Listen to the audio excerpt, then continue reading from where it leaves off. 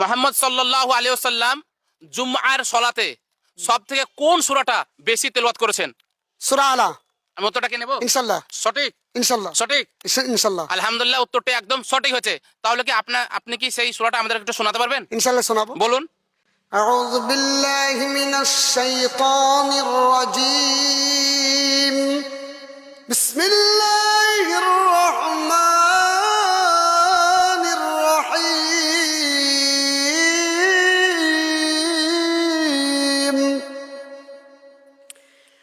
سبح اسم ربك الأعلى الذي خلق فسوى والذي قدر فهدى والذي أخرج المرعى فجعله غثاء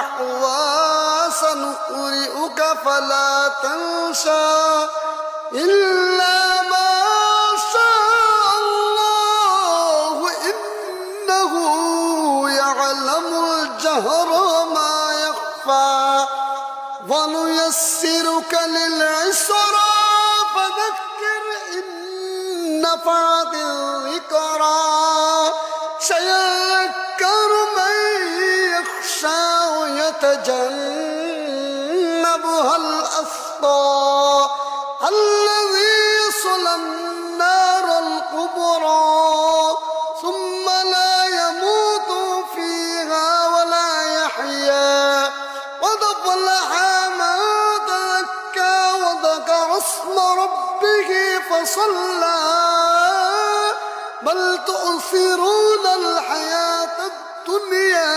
والآخرة خير وأبقى إن هذا لفي الصحف الأولى صحف إبراهيم وموسى।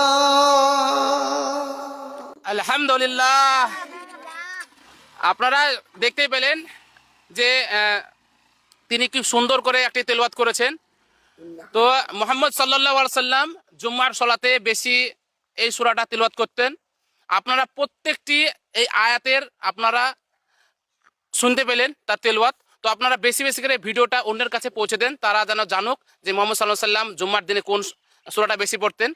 তো আপনারা ভিডিওটি প্রচুর পরিমাণে শেয়ার করবেন, আর এমন করে শেয়ার করবেন যেন প্রত্যেকটা বাড়িতে বাড়িতে এই অন্ধ হাফেজের এই যে প্রতিভা যেন প্রত্যেকটা বাড়িতে বাড়িতে যেন পৌঁছে যাক।